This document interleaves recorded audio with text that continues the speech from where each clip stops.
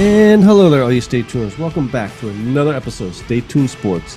It's your good friend Jimbo here with our good buddy. Your boy King. I don't want to interrupt you. I mean, you were really rocking out in there. Dude, I love our theme. I do. I'm sorry. I think it's one of the best ones out there. I'm going to tell you the truth. From the Collective Commons, so that we don't we can't get demonetized because we don't have enough followers yet. But if you're watching on YouTube, like, share, subscribe, hit the little bell so that, hey, maybe one day we can be monetized. Hey, money, that'd be nice. But yeah, so I like it. I'm sorry. I like it. I rock out to it. It's good. Let me ask you this. So the first dollar that we ever get from YouTube, let's just say, we get like cut it in half, and then you get half of it, and I'll get half, and we can hang it up as our first ever dollar. We should cut it directly in half and put it in a frame and just be like, this is my 50 cents of the Stay Tuned Sport. It took 8 years from the initial concept to get here, but we're here. We finally did it. We made $1. I think that'd be nice. But hey, listen, it took almost 8 years, but we finally have a merch store. Look at that. There we go. We got stuff. It started off small there. Okay. Now this is a bit. We're gonna put a QR code up here. Once I can get a QR code for it, and I know it's easy to do, but we kind of flying by the seat of our pants here right now. Usual. As usual. If you go now, here's the thing. The address for the merch store it would be a lot more simple if it didn't have the dashes in it. Yeah. But it has dashes to separate each one of the words. So it's staytunesportsmerch.printify.me. But in between each of the Stay Tuned Sports and merch, there's a dash. So if you wanted to type it out, it's stay-tuned-sports-merch.printify, PRINTIFY.me, M-E. You go there. We got a little bit of our merch up now. It's team specific for now. We do have a Stay Tuned Sports bottle opener, magnetic kind of bottle opener that you can put on your fridge and stuff. That looks really nice. Cool. I actually do like that. It looks pretty sharp. We also got some stuff up there for currently like our local teams. A bit of a play on the Giants and Jets not quite playing in New York. With their jersey shirts and a unique take on the Eagles logo. My personal Eagle. I like that Eagles logo. I always did. I liked it. I've had that one for a while, and now I have a reason to put it out. And it's on these hoodies. The hoodies look good. The T-shirts look good. I think everything looks really nice. And the cool, like on some of the hoodies, you got we actually have a little like Stay Tuned Sports logo on one shoulder, and the good old flag of the United States of America on the other USA! one. USA! God bless this. Yeah. So we have all that there. So you can go ahead and take a look at all that if you go over to stay-tuned-sports-merch.printify.me. And you can go, if you see something you like, you pick it up. Maybe you got a friend who's always like, you know what, I like the Jets, but I wish they, and especially here in Jersey, I don't know if this is a little thing for everybody. Having grown up in Jersey, been a fan of the Giants my whole life, and I root for the Jets too. I never had a problem with the Jets. I know some people think that's sacrilege. I don't. It's the Giants were my 1 o'clock team. The Jets were the 4 o'clock team. That's how I grew up. So, but that being said, there are a lot of people from Jersey who always sit there and say, like, how people kind of make fun of the fact that the Giants and Jets don't play in New York? Well, people in Jersey are upset that that's not acknowledged. Like, they should be the Jersey Giants. They should be the Jersey Jets. Yeah. So if you know somebody like that, and if you're watching from New Jersey, maybe you do, then these shirts are perfect for you. You pick up some of these. Like, in fact, my parents actually had back in when the Giants were in the Super Bowls in the 80s there, Super Bowl 21 and 25, that area. They actually, I think my mom might still have it. It's a Jersey Giants sweatshirt, It says big okay. Jersey Giants, like the old school kind of throwback sweaters that everybody likes using now is like all the rage. Taylor Swift wore a Chiefs one, so everybody was like, "Oh my God, so cute!" Yeah. So, and listen, maybe that's something I do. Maybe we start doing like a little throwback montage, like homages to those kind of sweatshirts. Maybe a little Stay Tuned Sports one. We'll wear our logo. Spread the word. And don't forget everybody. I mean, okay, it might be a little bit too late now to order for Mother's Day. Get it here for your mother, but Father's Day right around the corner. Father's Day is right there. Month and a half. So if you know an Eagles fan, and I know a few Eagles fans, not just you, that I think would like that shirt. I think, the good friend Mike DiNicola, Mikey Orange Blackpack down there. I remember a couple years ago he actually bought my my Pennsylvania shirt back before Philadelphia turned on him horribly. I don't know if we turned on him. Carson Wentz. He turned on us. He turned into a pretty boy. Yeah, I don't want to back up. But that was a good shirt too. I think he would enjoy that shirt too. Like I said, it's got the nice eagle on it, got Philly across the top in the Eagles, the new Eagles font. Very cool, very nice. I think very stylish. Even though it is an Eagles thing, if I was an Eagles fan, I would wear it. I might buy it just to burn it because fuck the Eagles. I don't know, but yeah, you got stuff to do there. So there you go. Go to stay.tuned.sports. Not dot, dash. God damn it. I knew I was just going to stay-tuned-sports-merch.printify.com. There we go. Maybe it's easier if you just say Stay Tuned Sports Merch with dashes in between the words .printify.me. Maybe that's just the way we do it. I don't know. Two things. One, if we ever own a sports team, that is going to be our chant. Stay.tuned. No, dash, fuck. Start and then the other thing is, as you were saying it, all I had go through my head was Dumb and Dumber. Mockingbird. Yeah. That I'm not gonna lie. I'm not gonna lie. The same scene was in my skull. I saw the same thing. It's it was. I also kept on wanting to say like stay.sports.tune.dash. Like what the. I don't know how to do it. Anyway, the link will be down below if you're watching on YouTube. We'll have the link down below there for you, so you can just click on it. It'll be a lot easier to do it that way. But yeah, so that business now out of the way, and that business being hopefully to give us some money. That'd be very nice. Yes. Boy, Jimbo, what's going on in the world of sports today? Well, I figured, why don't we ease into the show? I saw your Facebook. You watched the Tom Brady roast. Dude, what an absolute... I thought it was going to be... Especially when you move away from the comedians, I thought it was going to be cringe. I thought it was going to be bad. Like, when they put, the football players up there and, all that stuff. It was... Honestly... So the only downside, I think, was Kim Kardashian. Yes. Outside which already is getting edited out. I know they edited out the booze already. Yeah. But the booze were the interesting part. That was the good part. Thank you, Amy. Look at that. This is the problem when you're plugged into the Swiftyverse. The little digs that are already made at Kim. That's it. Taylor has a song called "Thank You, Amy," in which the letters K, I, and M are capitalized on it. And it's kind of like it's basically saying "fuck you, Kim Kardashian." So it's a very But I think everybody kind of feels there. That's the one thing where I think everybody, whether you like Taylor Swift or not, you can actually converge on is fuck Kim Kardashian. Yeah. Outside of that though,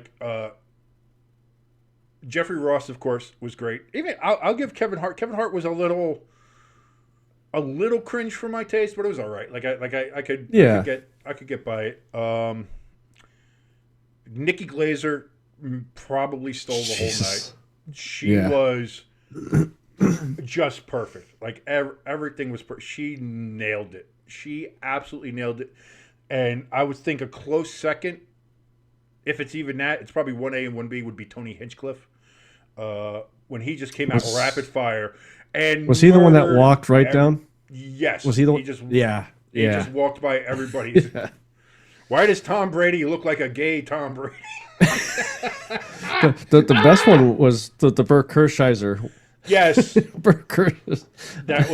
that was like I said. There was not many missing. Dude, fucking. Gronk was the only one. I enjoyed Gronk too, because even for the moment, she's like, "Yeah, everybody thinks I'm a dumb piece of shit, but I thought that was a good one. I'm pretty clever. See, I'm good." Yeah. Like I thought that was funny. Belichick, I thought killed. You I was know, surprised with that. Belichick, I thought killed, especially the Gronk joke where he's like, when we were Yeah. the Patriots, my motto was always do your job, do your job. Gronk, I've seen you on Fox NFL Sunday. Please stop doing your job. Come on, that was great. That was great. Like it really was. It was a fun roast. It was a fun roast to see. Even Brady got a couple of good ones in there. Some of it was a little cringe, but some of it was good. Yeah. It was. Like I I'll said, tell you this. I enjoyed it. I enjoyed the hell out of it. Going into it, I was expecting the old roast when I say old, I don't mean the original roast of the Rat Pack and them. I mean the roast from, I think they were on FX. Comedy Central? Or Comedy Central. Comedy Central, yeah, which had like Jeff Ross and Nikki Glazer people on them, yeah. And as soon as they dropped the first Aaron Hernandez joke, I was like, oh boy, I didn't know we were going this dark. Netflix, baby. That's it. Netflix. Well, listen, even the Comedy Central roasts were that bad, but they were always edited and then they were beeped and they were stuff like that. Like you never got that, until like they would show it like at like 3:00. In the morning, and you could get it like uncensored. They would do that, but even then, it wasn't that uncensored. Like it was Netflix. It was like anything goes, and it was live. Yeah. So and that's it. The Aaron Hernandez jokes were big. A lot of Giselle jokes. Still a white belt. And divorce. Dude, somebody. I forgot who. I forgot who said it. It was like.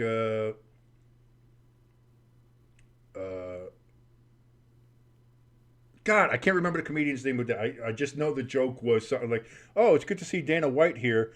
You and Dana White have a lot in common that you're both trying to fuck a Brazilian out of their purse." And it was just like, it was genius. Such a great joke. Just a great line. Yeah. Like there was so many more. There was a lot more funny than there was either not funny, mediocre, or cringe. Like there wasn't. A lot of times these roasts can get bad, especially when you do the celebrity part of it, where the people who aren't comedians try to come up and do it. That wasn't the case here. They did. I think everybody nailed it almost perfectly. I think I thought it was a real great job by everybody. So again, that roast was. It was a great watch, especially it was Sunday night, nothing else going on, Yeah. It was long. It was 3 fucking hours.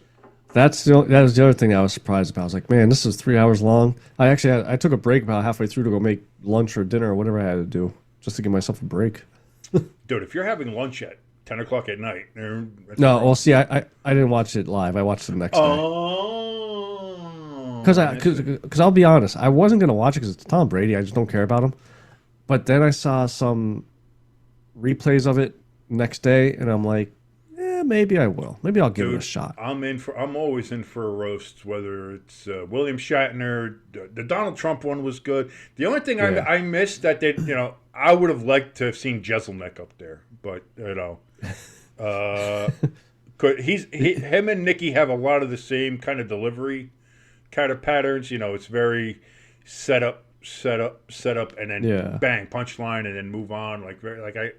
So I would have liked to see Jeselnik up there. But outside of that, I think it was a great show. Everybody fucking nailed it, I thought. Again, except for Kim, but yeah, fuck her. I don't give a shit. Dude, even Will Ferrell as Ron Burgundy up there was tolerable. And he's riding that pony to, fucking into the grave. But, well, I don't know if he still does, but he actually has a podcast as Ron Burgundy. I tried to listen to the one time, and can't do it. Yeah, movie was good, not as a podcast. And the second movie wasn't good. That's what I mean. Anchorman is such a lightning in a bottle movie. Yeah, like it really was. And so I get it though. Like, listen, you hit a gravy train, you hit something that makes money. 25 years later, you still want me to dress up as Ron Burgundy? Fuck it, I'll do it. Like I get it, I get it. Don't get me wrong, like I understand it, but Yeah. but yeah. So I thought it was good, and of course, there's some people complaining, oh, they shouldn't have that foul language. Oh, that joke was who gives a shit? Nobody cares. This is a roast. You know, it's a roast. This is what the shit sounds like. It's great. I thought it was great. I had a blast watching it.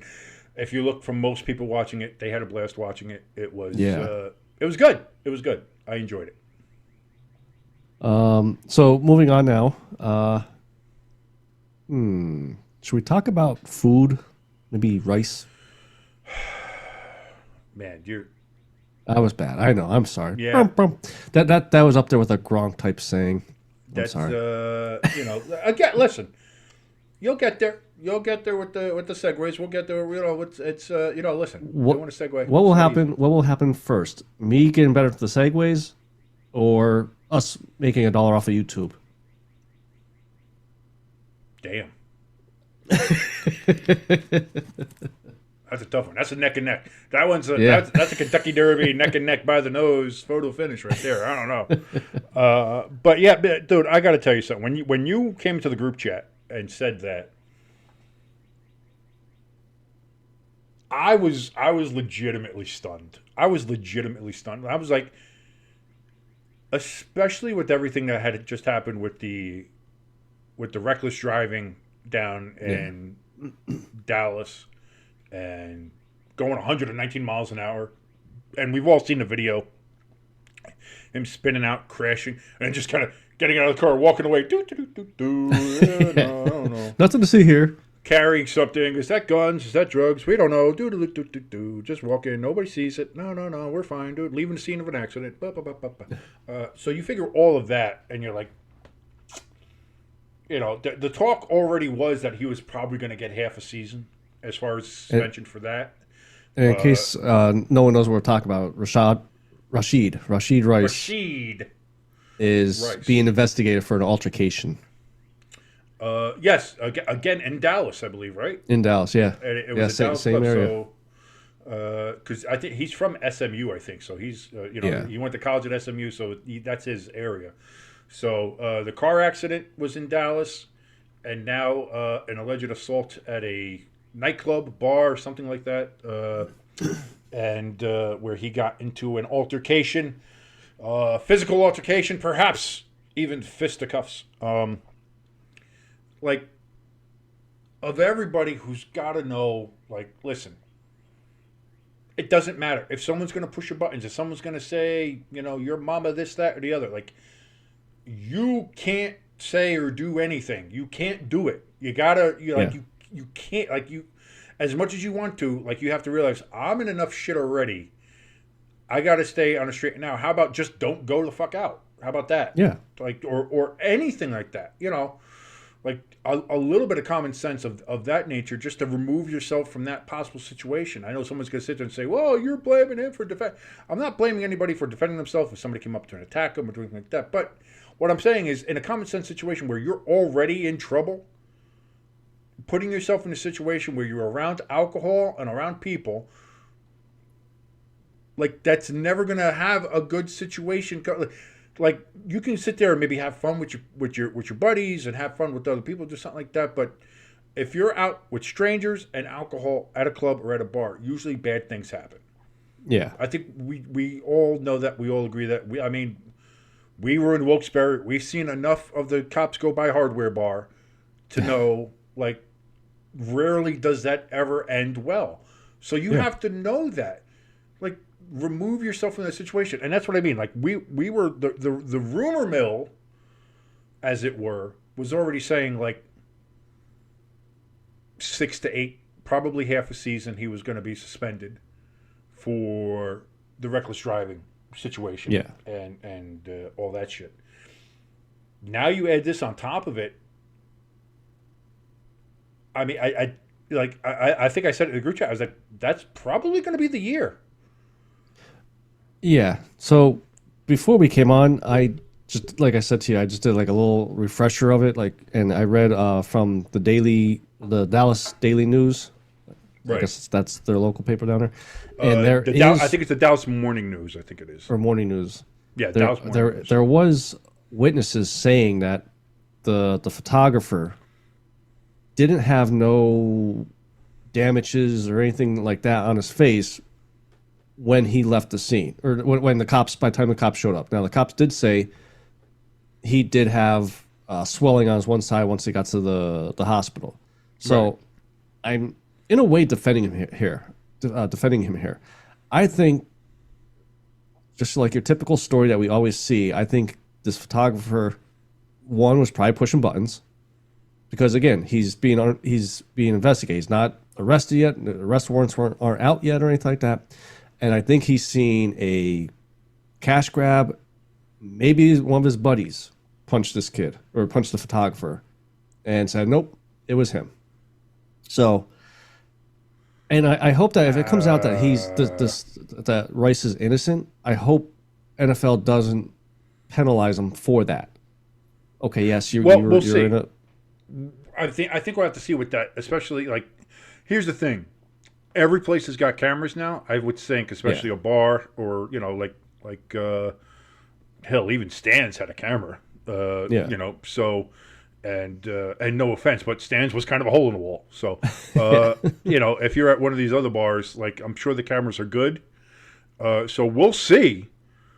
We'll see what if it's there or not. If that eventually comes out, who hit who, what yeah seems to be the initiator, anything of that nature. But like, here's the problem: is I think for a lot of people right now is I can't give Rasheed the benefit of the doubt based on the actions you already had with the reckless driving.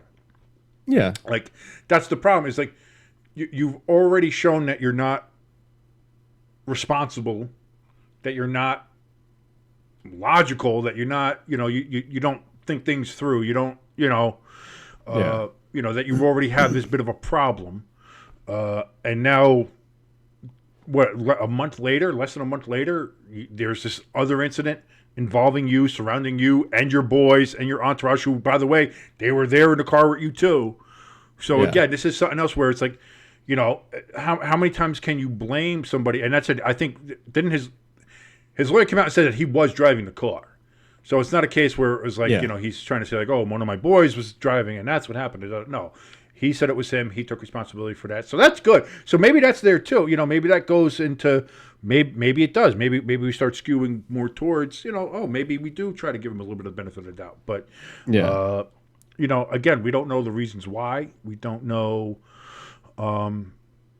Again, we don't know. So again, I think that's something else we'll have to see. We'll have to see what the investigation comes out with, what the evidence shows, if there's video evidence that comes out, which I'd imagine that there is. yeah It'll hit eventually. We've seen the video whether of it everything. happened or not. We saw what was that? Kareem Hunt, kick that white girl in the face. Yeah. We saw another Rice just straight up deck his fiance. We've seen Yeah. a lot of problems with Rice. A lot of problems with Rice in the NFL. So that's So The only thing I hope with him is whether he's found guilty, innocent, or whichever. I hope he finally says, you know what? Maybe I should just move to the Kansas City where I play for, get a house there. I'm sure if he wanted to go out, Travis Kelce would go out with him, so that way, like someone in the Chiefs organization, take him underneath their wing and be like, dude, this is how you do it. This is how you don't do it, and just kind of reel him back in a little bit. I mean, again, he's a grown man. He can live where he wants. If he's more comfortable in Dallas No, with his boy, that's the other thing too. Is like a lot of these guys, like you have to almost get them away from that. yeah, And maybe some of the old friends and old people and old neighborhoods and things like that they knew or grew up with, because that can be a bad time. You know what I mean? And yeah, if you're, I agree. Like if you're Travis, if you're Kansas City, like kind of having I don't want to say like a chaperone, but you can have somebody there. And listen, Taylor's back out on tour, so the Bang Bungalow might be up for sale. You could sell them the Bang Bungalow there for a little bit, Yeah. and have him stay there, and then just kind of keep an eye on him, keep him on the street now. Because listen, Travis had his own when he was in college. Like he was kicked off Cincinnati because he was enjoying the marijuana during Orange Bowl week, and it took Jason vouching for him for the coach and getting him back on there and all this other stuff. Like we know the story. Yeah. And the guy is still he's a party guy. We all see that. Yeah. He's but he's able to do it, I guess, in a more controlled manner, or just does it, and he's more aware of what he's doing, where he is, where he lets loose. Like if he's out at the club, especially when he's with Taylor, like they're in the VIP part. They're in that part of the club where you're not going to have too many issues, like with their nobody's going to really mess with him. Nobody's going to do any of that kind of stuff, When he drinks, they have somebody drive them. Like he's not driving off after pounding drinks, Yeah. Like nobody's doing that. So that's something that, that can be shown. It's like, listen, you can go out. You can have a good time. Be smart about it, And Yes. If you're going to take anybody's advice on that, Travis would probably be the best guy to do that, Yeah. to tell you how to party with not being putting yourself in a bad situation. But for right now, we'll see what happens. And again, if this comes out bad, he might be suspended for the season, which maybe that's another reason too. Maybe that's why Kansas City picked Xavier Worthy, is like, they traded up with Buffalo to get him, and they were just like, they weren't going to chance it. He was still out there on the board, fastest guy in the history of the combine. Maybe they get another Tyreek on their hands, and it's like, well, Rasheed did well. Like Rasheed wasn't gangbusters last year. He was serviceable. For a time, he was the only receiver that could catch a goddamn ball. Yeah. Kadarius Toney. So now you start thinking, like, maybe that's why they went and picked up Xavier, because they kind of worried or thought that maybe this was a possibility of something that could happen. They again, the driving thing was already there, and so they probably knew that he was already going to be out for half the season. And then you have this, and it's just like, all right, well, now it's even more. Now it's like maybe getting Xavier Worthy was the right call.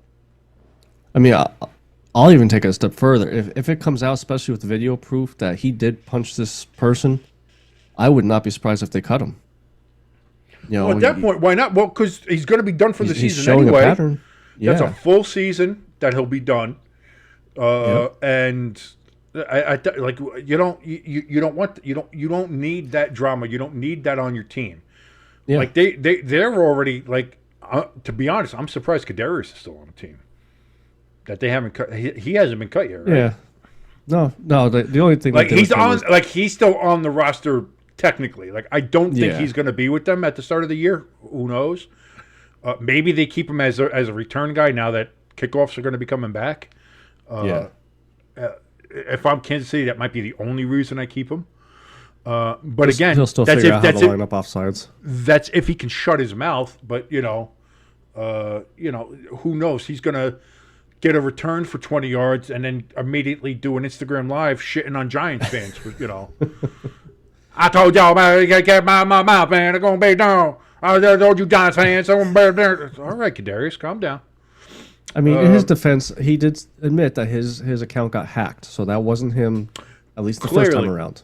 Clearly, because listen, Kadarius Toney has a unique cadence, I guess you would say, Okay. when it comes to his diction and how he speaks. with his sentence enhancers that he uses. A lot of ends in his speech, unfortunately. So not hard to say that you were hacked when it sounds exactly like you. But hey, listen, who am I to judge? I don't know. Hey, I mean, AI is pretty accurate out there nowadays. Dude, AI is getting scary, man. AI is getting real scary, man. Listen, Schwarzenegger told us this, 20, 30 years ago. Dude, can you believe that first Terminator is like over 40 years old? Yeah. That first Terminator is over 40 years old. Terminator 2 is 32 years old. I feel old as shit. I remember seeing that movie in the theaters. I was 11 years old. I feel old as dust. Oh, it's so bad. It's so bad. But yeah. So again, I don't know. I don't know what the future. But here's the thing. I don't think Kansas City's got any skin off their ass. I think having Xavier Worthy. I think the pick for them was good. I think they're fine. Actually, without Rasheed Rice, like that's the thing when it comes to championship teams. Like we saw that with New England when they were running their dynasty for 20 years. Nobody's irreplaceable except for Tom Brady.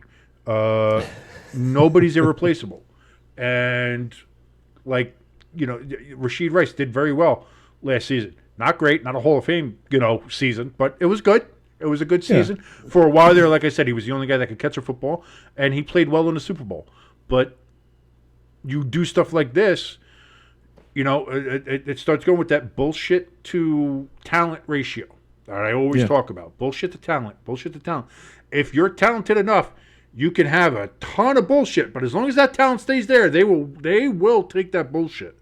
But if this is where your talent is, and your bullshit starts going, all of a sudden that equation ain't mathing, and it's good. Nope, you're gone. Sorry, there's no reason for it. You have to have a self-awareness of how talented you are and how much bullshit you can get away with. Patrick Mahomes turning heel on Monday Night Raw and giving Logan Paul. Was it Logan? Or I always forget who's Jake and who's Logan. So I give Logan Paul the Logan's rings there to do that. And, that's a terrible move. Boo! How dare you? But he can get away with it because he's talented. I know. It's kayfabe, folks. You got to stay into it. I think that's a cool spot, though. I think that's a cool spot. Using Super Bowl rings as a foreign object in a ring. That's pretty cool. I'll tell you what. J.D. McDonough, he had a nice little dent in his forehead. They did a good job selling that. They really did. I thought that was pretty cool. And then Braun Strowman kind of walking up to Patrick during the commercial break. They did a good job with that. I'll grant them that. They did good. But yeah. So again, we'll see what happens. But I think it's fair to say that Rice is cooked. In case you didn't tell by the title card, the thumbnail for this episode, it's right there. The title of this episode. Dude, I gotta tell. I thought I was so fucking clever. I was like, dude, this is perfect. Oh, what a great! It writes itself. It's so great. And then, you do just a little cursory search of like other sports podcasts and YouTube and stuff, and you see other people being like, our latest episode, cooked rice. Rice is cooked. Is the rice burnt? I was like, motherfucker. Everybody, I thought I was clever and I'm not again. God damn it. I'm not changing it. I don't care. Yeah, he messaged me the thumbnail this morning. He's like, I got the description of the show. We're good to go with it. And I saw it. I agreed. I thought it was pretty good. Like an hour later is when you told me. You're like, son of a bitch. Everybody else already had it. I was like, God, I was like, I'm not fucking leaving. I'm keeping it. It's right there. Maybe that's what happened to Rasheed Rice. They told him he's got to leave, and he said, I'm not going. I'm not fucking leaving. Sir, you're cut off. It's time for you to go. I'm not fucking leaving. I bet you he went to swing at the bouncer, saw how big the bouncer was, and just stop mid I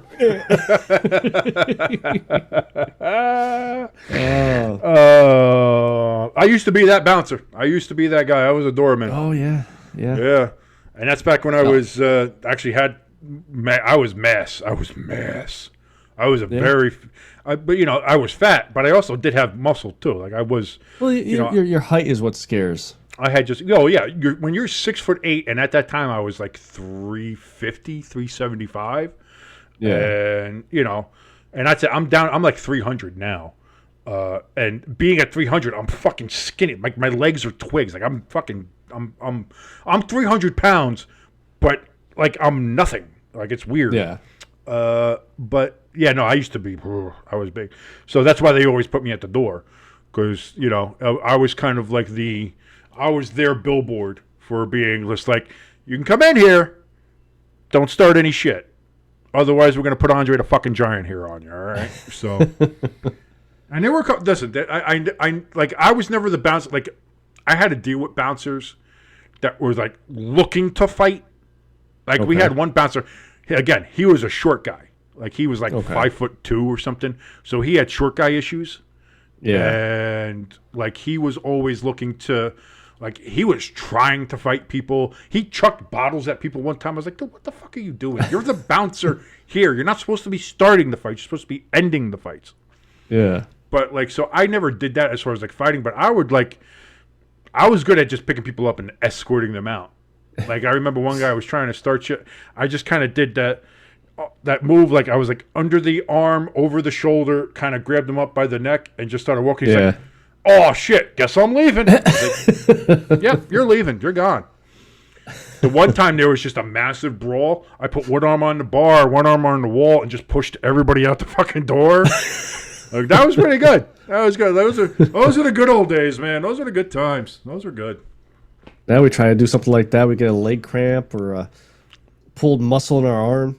Well, I could barely walk with my fucking diabetic legs. I'd be stumbling all over the place. I look like I'm drunk when I'm sober as shit because of the goddamn neuropathy. So,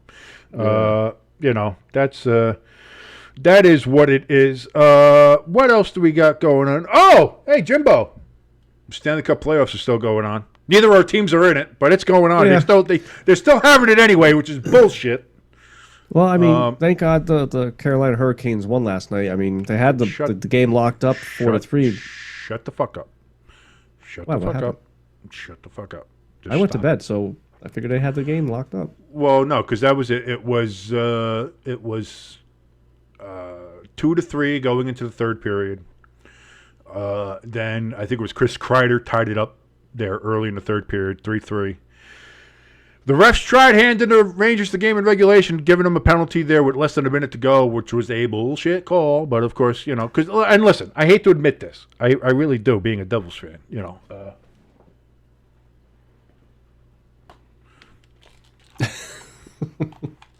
Forgot I had headphones on for a second.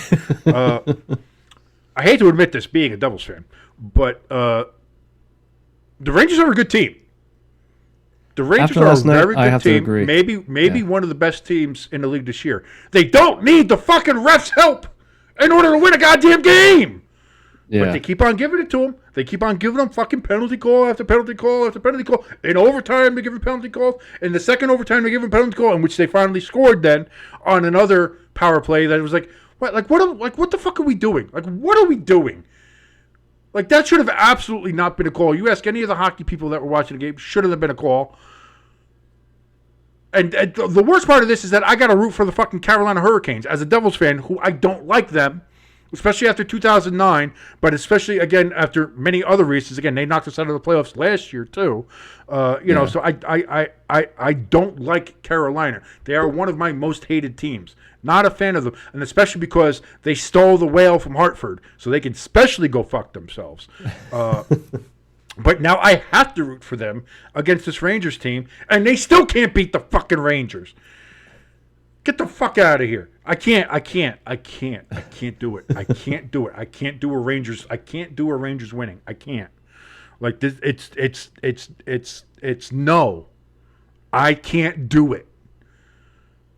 Like, I know My wife's a Rangers fan. Everybody's a Rangers. Like I understand it. It's been 30 years now, and everybody's like, oh, 30 years.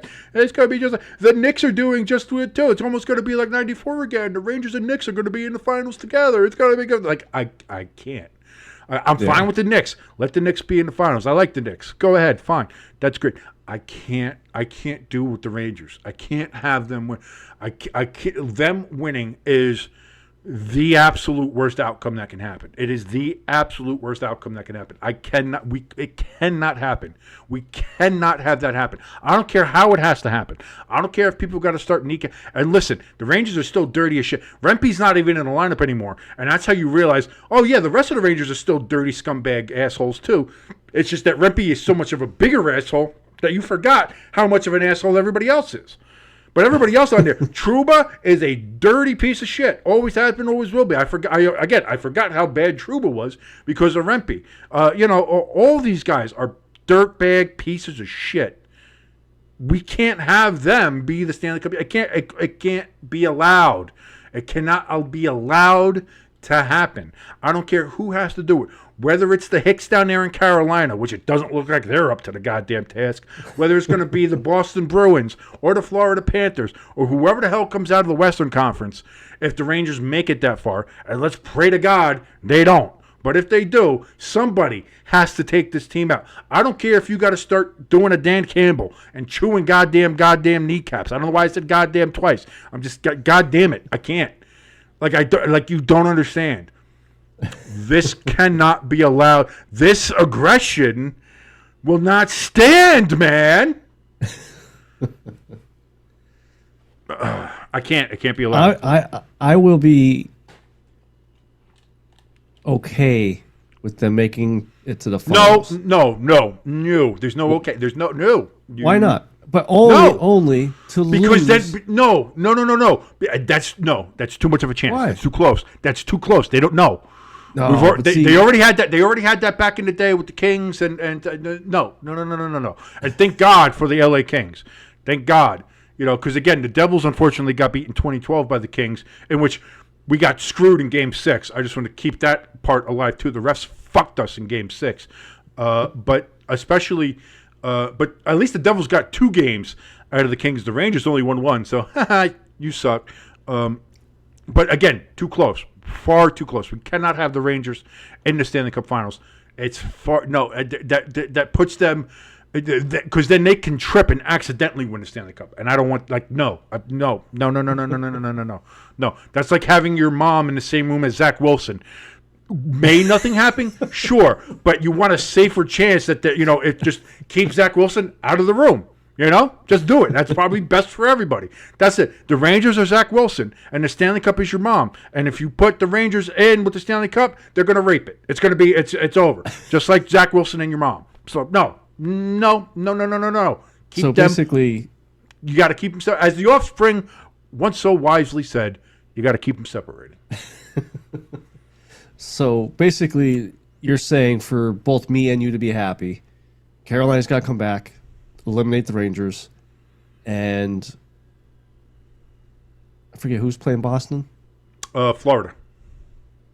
They need to beat Boston because I don't want to see Boston in the finals either. I like Boston. I don't care. I'm okay with Boston. I'm okay. I'm okay with Boston. I'm okay with Marchand and his little rat face.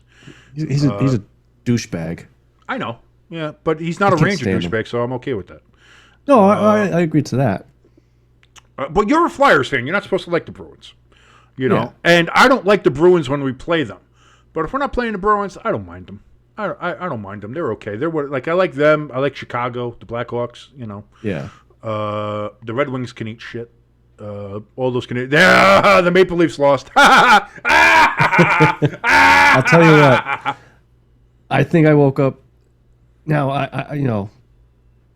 I've said on the show I was going to take Boston in the beginning of that series, and for whatever reason, don't know why, as the series went, I caught myself rooting for the Maple Leafs because it's Boston. When you told me that, man, I was like, I don't know about that one. That one. And I watched Game 7, and I mean, we got to admit, Game 7 was a hell of a fucking game.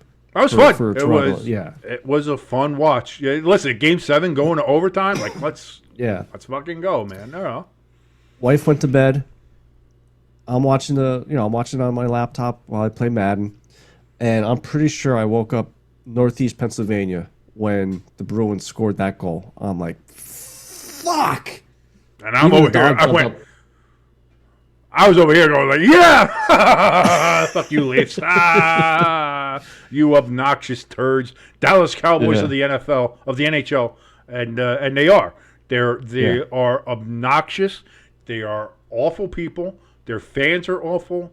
They feel entitled. They feel like they are the upper crust. They're better than we are hockey. You people don't. You little plebs down there. You don't know what hockey is. But we Torontoans, we Maple Leaf fans, we are true hockey. Southern U.S. hockey.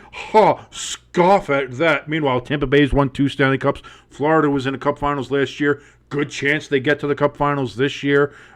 Their biggest star, Austin Matthews, is from Arizona. He grew up a Coyotes fan. Like, I'm sorry, Southern hockey works. Sir, as much as you don't want to, we're Canadians. We know what hockey is. Oh, really?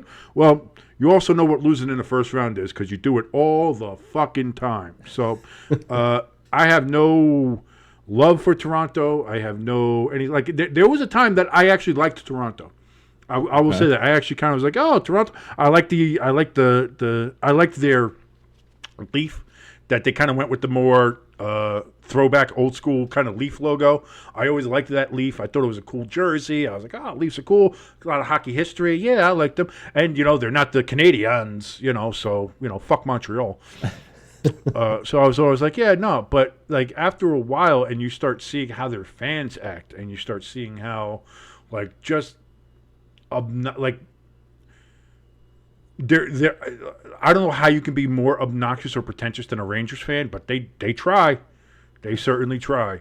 And it's just like, well, like I can't abide by that. I can't abide by that. So them losing is good. Seeing everybody, all the Leafs fans melt down, fun to watch. That's part of the fun of it, is just watching them all melt down. I'm sure they're having fun watching me melt down about the Rangers, even though my Devils aren't even in the playoffs. Like, oh, fat ass, the Devils aren't even in the playoffs, so screw you. Yeah, well, we've won 3 cups and been in 5 finals in my lifetime. The Maple Leafs haven't beaten the Bruins in a playoff series since, I think, 1959. So shut the fuck up. Yeah, you can make fun of me and the fact that the Devils are already in the playoffs this year. Oh, whatever. I've seen my team win a cup 3 times. I actually saw them win their first cup in person. Suck my dick. That's all I got to say about that. Overall, though, I mean, it seems like this year's playoffs are really, really entertaining. Like all the games feel like. All the games don't feel like a first round series. Hockey playoffs are that. They've always been that way. Hockey, I'm sorry, it is. There is nothing better than Stanley Cup playoffs. There's not. In sports, I love the Super Bowl. I love football on a week-to-week basis. When you get in the fall, I listen. Yes, football in America right now is king by far. It's not even close. Baseball is, I'm sorry, baseball has fallen off. And I think a lot of that has to do with Manfred. A lot of that has to do with decisions made over the last 40 years. Again, I think they've done a poor job in keeping people interested in having games on, especially playoff games and World Series games at a time where kids can watch. And I think you're seeing the fruits of that bear now, which is like nobody grew up watching baseball because it was always on too late. Yeah. Especially during school nights, especially when you talk about that, the playoffs and the World Series are in October. Like kids got to go to school, So like you're talking about, there's at least the last 2 generations, maybe 3 generations of kids haven't grown up watching baseball. So like baseball's taking a hit. Basketball is, I want to put it in the same realm as hockey. Is that the regular season really doesn't mean anything, and only when you get to the playoffs is it worth something. I still find basketball to be a little bit more tedious than hockey, but there are some people who like that. And again, the playoffs are exciting. Like again, I have found myself watching Knicks playoffs games, so like I can't argue about that when myself like I'm watching the Knicks play. I haven't watched the Knicks regular season game ever in my life. Okay. But like watching, I watched their last 2 or 3 playoff games. Like all of a sudden, I'm like, all right, I got into it. So I'll give them that. But there is something about Stanley Cup hockey. I will watch anybody play. I'll watch it. Like Stars Avalanche last night. I'll watch that. Bruins and Panthers. I'm watching that. What's the other one? 2 Canadian teams. I don't give a shit about either one of the Canadian teams. I hate Canada. But Vancouver and Edmonton, I'm watching that. I want to see. Can Connor McDavid get his team over the hump, get them into a conference finals? That'd be interesting to see. Also, fuck Vancouver. That whole city sucks. I'm interested to see. I'm shitting on everybody this episode. I would feel bad, except that I don't care. Check this one off. Fuck the Rangers of New York. Fuck Toronto. Fuck Vancouver. But I'm just, I'm not going to sugarcoat it. Fuck Vancouver. Yeah. Just should say. Watch. Vancouver's going to lose again, and they're going to riot, and there's going to be a burning thing because our hockey team lost. Granted, Philadelphia does the same shit, but, Well, Philadelphia would do the same shit if the Flyers were ever in it, but they're not, so. Not this year. Next year. all our prodigal players are coming over. Listen, like we're talking about, the Florida Panthers and the Tampa Bay Lightning and the Carolina Hurricanes. It's like, dude, we gotta, like the Devils, the Flyers, the Islanders, like we gotta start representing the Northeast here, man. We gotta start getting our guys in there. Start showing these guys what real old Patrick Division fucking hockey's about, Yeah. And hopefully that'll happen. The Devils are still looking for a coach. Hopefully we pick a good one. We'll see. There's a couple of rumors out there about people. We'll see. I don't know. But what are you gonna do if we get some good shit? What are you gonna do if the Maple Leafs fire their coach and that's who you hire? What's his name? O'Keefe? I think. Listen, I honestly think it'll be fine. I think Toronto is toxic. I think Toronto is just a bad place. So you think Toronto is the one that's making all this drama of like, I think Nylander, why has he been out? I think being there. I think if you get away from Mitch Marner and if you get away from just the environment, the environment of Toronto it's a toxic environment for a hockey player, a hockey coach, a hockey organization, because everybody is just always on. Like it's so every year is. Oh, the Leafs, this is the Leafs year. We're going to do Leafs should do this. And the moment something doesn't go right, even if it's in game 6 of the season, and someone misses a pass, and this guy's the worst. This guy sucks. Why isn't the coach doing it? Why is it like it's everything you do is second guessed. Everything you do is like it's just a very toxic environment there in Toronto. So if you remove him from that and have him in somewhere else, maybe it works better. I think Toronto might be looking to move on from some of their guys. I would not mind having Nylander. Listen, if you're going to give up Tavares, I'll take Tavares. I'm not going to. You can keep Mitch Marner. Mitch Marner is a piece of shit. He doesn't know. He's not good. So fuck him. And they'll never get rid of Austin Matthews. That's going to be there. No. Like, he's going to be a lifer up there. But that's the question. Does Toronto blow it all up now? What's going to happen there? So I don't know. We'll see. We'll see who picks the bones. We'll see what the Devils do. The Devils need to pick up defense, and we need a goaltender. The Devils need a goaltender desperately. So we'll see. We'll see what happens during the off season. But I'd like to see. I'd like to see what happens. But first coach, then defense and goaltending, and we'll move on from there, and hopefully we can right the ship because the Devils team is very talented. Like before the season, people were picking because we did well last year. We were the second highest point total team or third. Like we were a top team in the NHL all year. Yeah. We were fighting for the President's Trophy, which is a weird thing to say. But like we were there. We have talent. Just last season was a massive disappointment, a massive letdown. Again, people before the season were saying the Devils had a good chance to do something, and we just kind of fell flat. And Lindy Ruff didn't change anything or make any adjustments or do anything. That's why, listen, it was fire Lindy. And I saw that last year too, and the team won in spite of him, not because of him. And I kind of saw that this season too. And this season it didn't work. This season they just weren't able to overcome a lot of that. And again, he didn't change anything. And now he's back in Buffalo, so best of luck to him. And our interim coach, Travis Green, he took a job up in Ottawa, so good. Best of luck to him. I thought that was him. Yeah, so best of luck to him. And now we'll see where the Devils go from here. And hopefully it's onwards and upwards. And hopefully it's not with dealing with the Rangers being a fucking Stanley Cup winner. Because I definitely can't deal with that. So probably maybe like one of the last things we'll talk about. Since you brought up NBA a little bit, I wanted to get your opinion on this whole thing that happened with Pat Beverly over the weekend. I want to say either late last week, chucking balls at faces, yeah. and then what happened last night with Jamal Murray. So over the weekend with Pat Beverly, the other thing that kills me about this Pat Beverly thing. Now I don't think he got suspended or fined or anything, did he? It'll become that was the elimination game. So okay, so they're done. So you season. can it'll be for next season, and he will okay. be. That's not going to be a question, because you can't chuck a basketball twice at a woman's fucking head, and then also in the post media scrum, tell the ESPN reporter, "Well, do you listen to my podcast?" No, well then.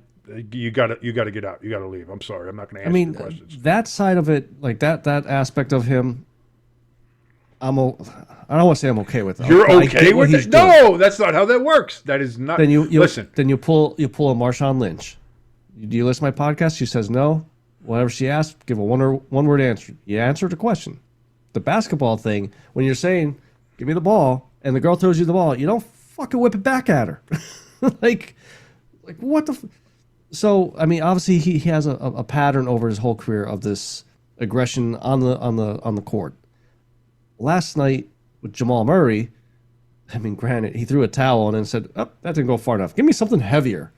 And I guess he threw basically a heating pad or whatever. Yeah, he took like a heating pad, something like that, and threw it on the floor. And I don't know what goes through some of these guys' minds at times. You talk about Patrick Beverly, like whipping a ball. It's like that's grammar school shit, Yeah. That's the kind of shit that the bully in the schoolyard does, and he gets a laugh at it, but everybody's like, "Dude, what the fuck are you doing?" And he's like, "You see, I hit that bitch in the face." It's like, ooh. It's not funny though. yeah. What the fuck are you doing?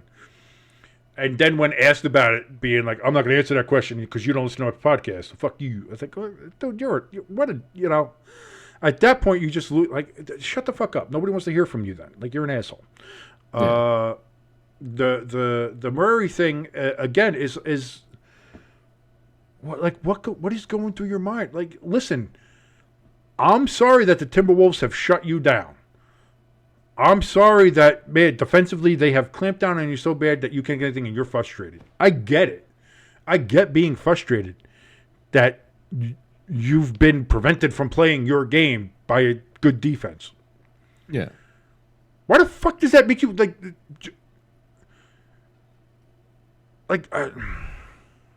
I don't get it. My thing is, okay, throws the towel. So there's other people on that bench that could see he's frustrated. He goes to reach for something else. Why isn't there someone else there to grab him and be like, "Stop! You're gonna get someone hurt. You're gonna get yourself suspended." I don't know. Is it a case of where you don't want to? You're just like you're so surprised by the moment. You're like, "What the fuck is he doing?" Yeah, maybe. Is it a case of you don't want to get involved and just be like, man's gonna do what he's gonna do, Let him face the consequences. I don't know. I don't know what that is.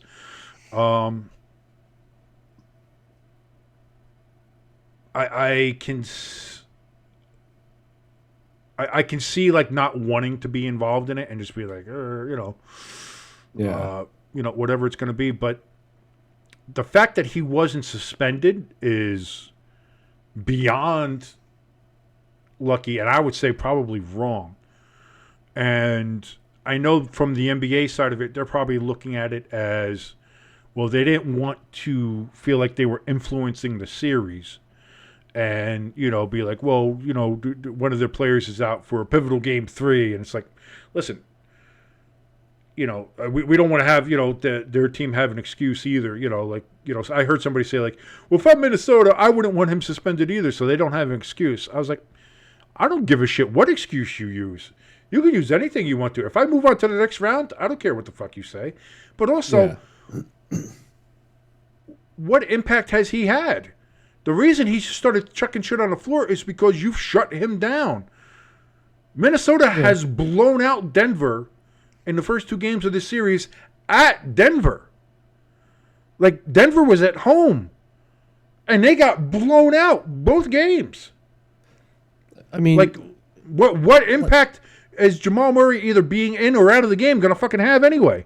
Like, he should have been suspended. He should have been suspended. I'm okay with the fine.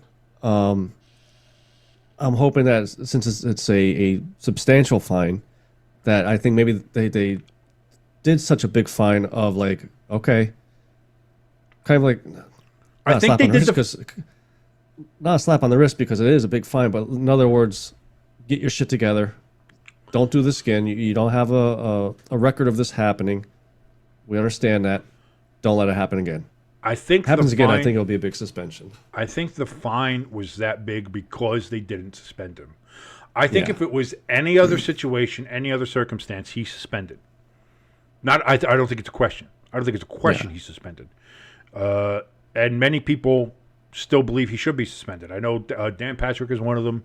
There's a lot of sports media people who I respect their opinions, who I agree with and say like, he should be suspended. But that is why I think it is the $100,000 fine, and I think the team also got a $100,000 fine. So it's for him and the team. Will that change anything? Will that is he going to start listen? Unless he has a complete mental breakdown, which again is possible. Anything's possible. Does he start chucking shit on the floor?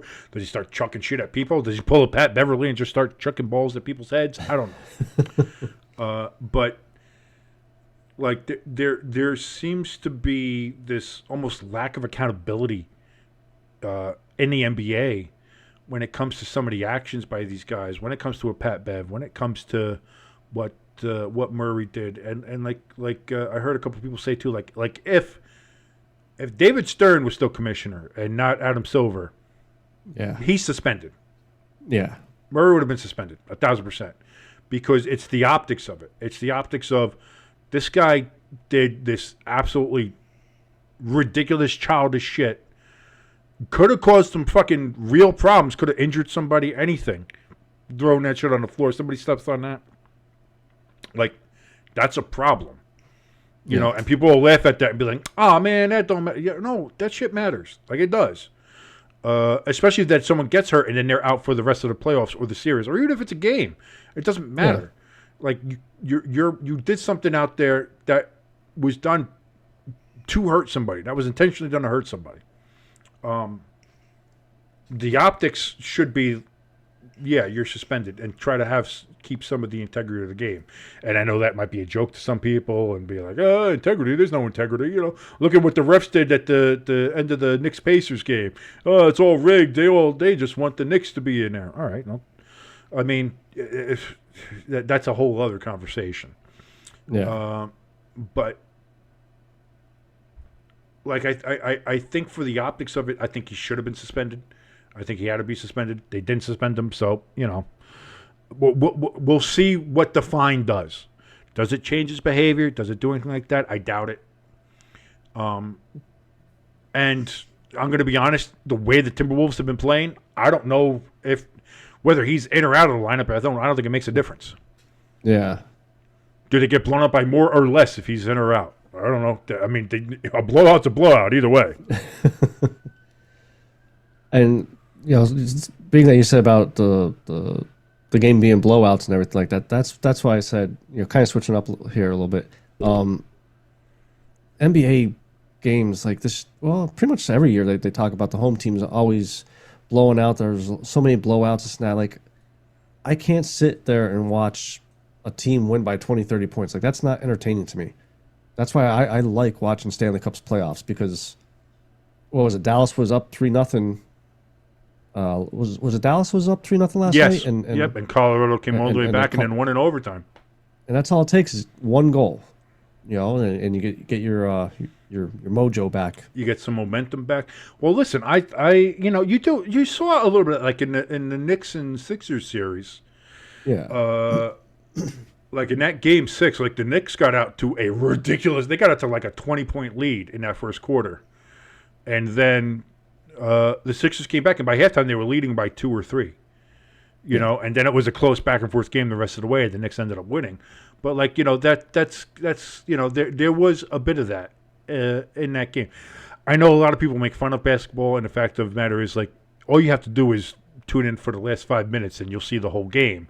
Because anything up to that point, who gives a shit about? And I understand that. I can get that.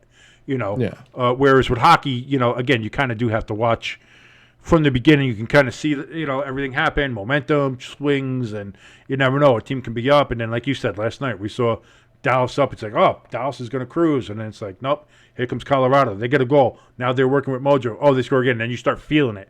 And, like, you watching it are like, you feel the momentum change. You can see it. You're like, oh, shit. Here it comes, and sure enough, there you go. I would disagree with you on that aspect of, like, where it's, I think both the NBA and the NHL have that ability.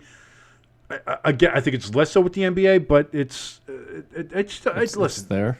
You can still watch it. Like I said, you can still watch it. And well, playoffs anyway. I can't watch the regular season. I can't watch the regular season to save my life. But for the playoffs, I think it's there. You're watching it, you see it go back and forth, you see a team go. Now again, looking at what the Timberwolves did to Denver, it's like it was a big lead, and that momentum never went back the other way. I think Jokic is already thinking about his horses in fucking Serbia. He might have already checked the fuck out. But I get a kick out of him, Joker, because when they won last year, he had to go back to see his horses, but the parade day was on the day he was supposed to go back there. I got to go see my horses, though. Well, yeah, no, he's like, he said, I want to go back home. And he said, I got the parade. When is parade? And it's like, oh, it's Thursday. I was supposed to go back home that day. He's kind of funny. He's man who loves his horses. What are you going to do? He's just, he's a big fan of the horses. I wanted to talk about something else, and now I forget what it was. I don't know if you want to talk about it, but it's Giants related. What's that? Good old Danny Dimes. Oh! Good catch on that. Because I was feeling you out. I wasn't sure if you wanted to still do it or not. Last week? Yeah, I put up, because I want to start trying to put out more content on the channel, on the YouTube here. If you're not watching us, please go youtube.com/@Stay Tuned Sports. You can go check us out on the YouTube. And if you're already watching us on YouTube, like, share, and subscribe. So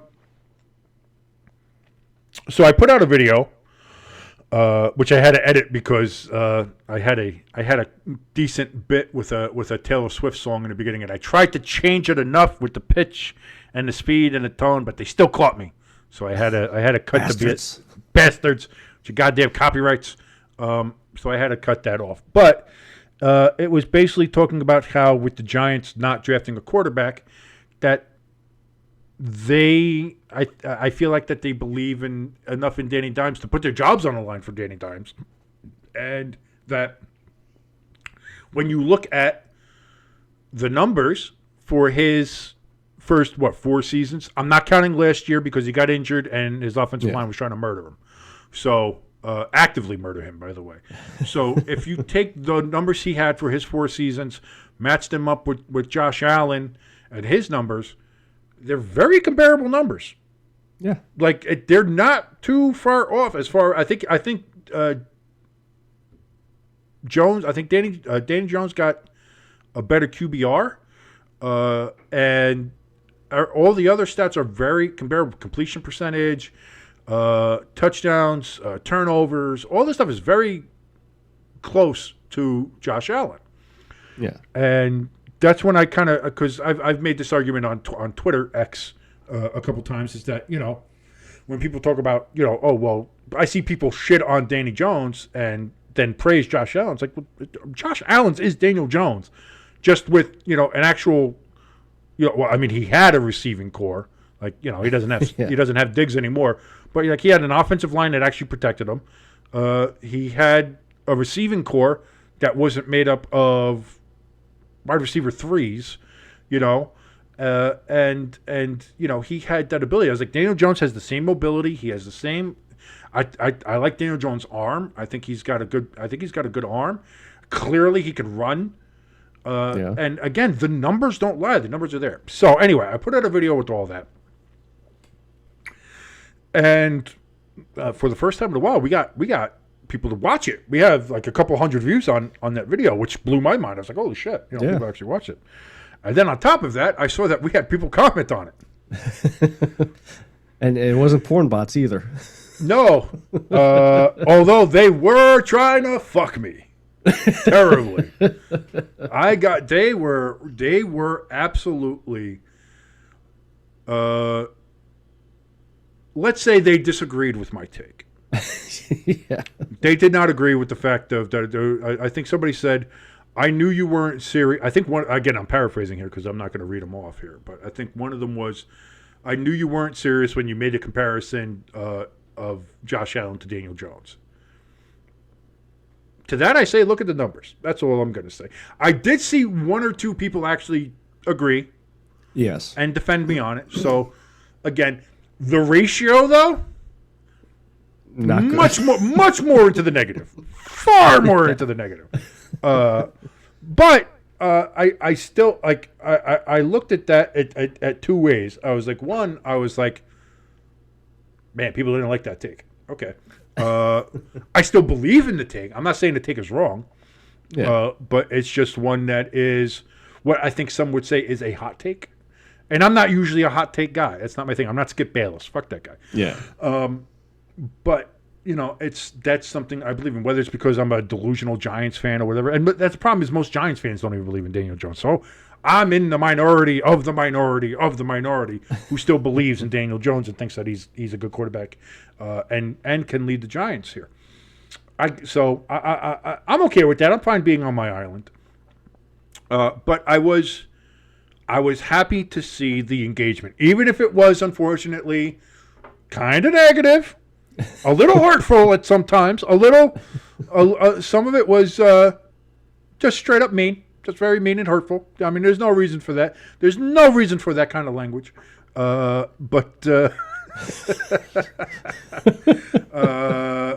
trying to keep a straight face. Dude, like I said, I read some of it and I was just like I said, I had the two things. I was like, man, they kind of went all out. But part of it was, we got people to engage. We got people to look at us, and whether it's for the right reasons or not, we got some engagement. So to everybody who did comment, I do want to say thank you. I want to say thank you for watching. I want to say thank you for paying attention. Thank you for the creativity in your insults and verbal jabs that you took at me and my take on Daniel Jones. And much like that, the title of that video says, I do believe in Daniel Jones. I do. The sad part is I'm the same with you. I feel the same way. And I've been like this with you about Danny Dimes since draft day. Well, You're just more I vocal remember about when it happened. I remember when it happened. Well, because that's the thing is that Daniel Jones is a Duke guy, and you like Duke football. Yeah. So you've actually you're one of the few people around, I think, that watched him play in college. Like you actually have an idea of who Daniel Jones was before he was drafted. You know, a lot of Giants fans had no fucking idea who he was, and I think that's what led a lot of people to the being upset when the Giants picked him. Because I remember a lot of times at that time, a lot of Giants fans wanted us to pick Dwayne Haskins, and you know, I'm glad that we didn't. Not for the obvious reasons, you know, that he's unfortunately no longer with us, but that he wasn't kind of the guy. Like, I'm sorry, he wasn't. Yeah. And I think looking back on it, you can see that Daniel Jones was a better quarterback than Dwayne Haskins. He is. I'm sorry. So in that sense, I think Giants fans need to realize that, you know, that maybe you don't know everything. And all I was trying to say with the comparison I was making with Daniel Jones compared to Josh Allen was that if you give Daniel Jones an offensive line, if you give him some decent wide receivers, he can be great. Like I said, if you go 2 years ago, he dragged that Giants team kicking and screaming into the goddamn playoffs, in which they didn't belong. No. But they got to the playoffs. They won a game in Minnesota. And then, you know, we realized why the Giants didn't belong in the playoffs when we got absolutely hammered by the Eagles in the next game. But, like, that just showed you, like, he was able to go ahead and do that. He performed that well. That's why he got that contract. And I know people were hemming and hawing about that. And then last year, you know, the last year happened, and people were like, "Oh, see, we should have given him that contract." And it's like, you're basing that off of what? Like his performance, where he was running for his fucking life every play, where like I think they did the clock on it. He had the least amount of time between the snap and the time that he was hit to try to release the ball. He had like I think it was like 1.7 seconds. You're still in your step backs. You know, like he was getting absolutely murdered by that offensive line. Evan Neal was a ghost. He wasn't there. Like, he wasn't even, like, some people say, oh, he's a swinging gate. He wasn't even a swinging gate. He just wasn't there. He was an apparition. He was a phantom. We needed to call the Ghostbusters because he just wasn't there. Oh, now he's gone. People were getting free shots on him all the time. That's why he ended up getting hurt again. You know, not just his knee, but he had hurt his neck, too. Again, because he kept on getting hit, got fucking whiplash. Every time he got fucking hit. Like, oh, he gets injured too much. Gee, I wonder the fuck why. So, again, the Giants haven't... Listen, I keep on saying we've improved the offensive line because it can't get much fucking worse than it was last year. So I think we've picked up some nice pieces. Yeah. We picked up Runyon Jr. from Green Bay. I think that's a good pickup. You know, if he's even a tenth of what his father was, you know, that'd be good. I like Devin Singletary as our running back. You know, a little bit smaller, a little bit more of a, you know, he got a bounce in and out kind of guy. You know, I think that might help, especially if the offensive line is still iffy. I like Neighbors as our rookie wide receiver. Like I said, I hope he's not another Kadarius Toney. But like he's a legitimate threat. Now we have the Giants didn't have a wide receiver one. At least with him, I know he's a rookie, but even as a rookie, like he's walking into a situation where he is a wide receiver one because he's a wide receiver one by default. There's nobody else there that's a wide receiver one. I do like some of our other guys. I like Hodgins. I like Hyatt. You know, like we have guys, but they're good pieces. They're not main guys. Now we have a main guy. So I'm hoping when you put all that together, if Danny Dimes can get healthy by training camp, by the start of the season, which I think is still questionable at this point. I think some people said the Giants might be looking to start Drew Lock to start the season if he's not ready. I'm hoping he is. I'm hoping the rehab is going better than what they're saying. I'm hoping that that he can get it, because I think it's important for him to start the season. I do. Yeah. Because it might be a situation where if you get Drew Lock in there, and you have Drew Lock in there, and with this better offensive line, wide receivers that can actually catch the ball, like having Devin Singletary there, and he's able to do well enough, people are going to say, well, don't put Daniel Jones in. Even if Daniel Jones might be better, it might be able to play better, it might be able to move better and throw the ball better or do whatever, people are going to say, well, let's just no, don't shake the boat. You know what I mean? We'll just see what it is. So I think it's important for him to start the season. And I hope he does. And again, I hope he proves everybody wrong. And listen, if he doesn't, then I eat crow. You know what I mean? And I have to eat a whole big slab of "I told you so." Fine, whatever. Like I'm fine with that.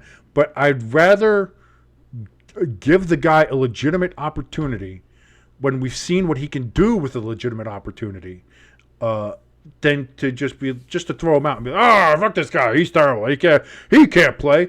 All right, well, if you think he can't play, then you don't think Josh Allen can play. I'm sorry. That's, to me, when you say that, when you say Daniel Jones is a bad quarterback, then you're saying Josh Allen is a bad quarterback. And there are some people out there who say Josh Allen's a bad quarterback, and that's fine.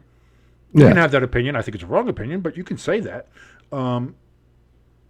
But if you're going to say that, if you're going to be one of these people that says that Daniel Jones is a bad quarterback, but then in the same breath say that Josh Allen is a good quarterback, you're talking about the same fucking quarterback. That's all I'm saying. Daniel Jones and Josh Allen, to me, are very similar in their play and how they play and their abilities and their stats, and their numbers show that. So that's all I'm saying. That's all I'm saying. You can like that. You can not. You can argue with me. That's fine. The comment section's open. I was going to say, just put your comments downstairs. And then once you're done absolutely eviscerating me and calling me every name in the book, you can go visit our merch store, buy some of our stuff there. Maybe I'll put some Josh Allen or Buffalo Bills inspired merch up there. Stay-tuned-sports-merch. If I can talk, which I can't. .printify.me. Merch. So that's stay-tuned-sports-merch.printify.me. Go check out some of the stuff. More stuff will be added as we go along, as I draw the stuff here on my Adobe and just start getting some of the merch out. So we'll see. We'll see what happens. See if we get anything like that. I'll tell you what. I like that Jersey Jet one.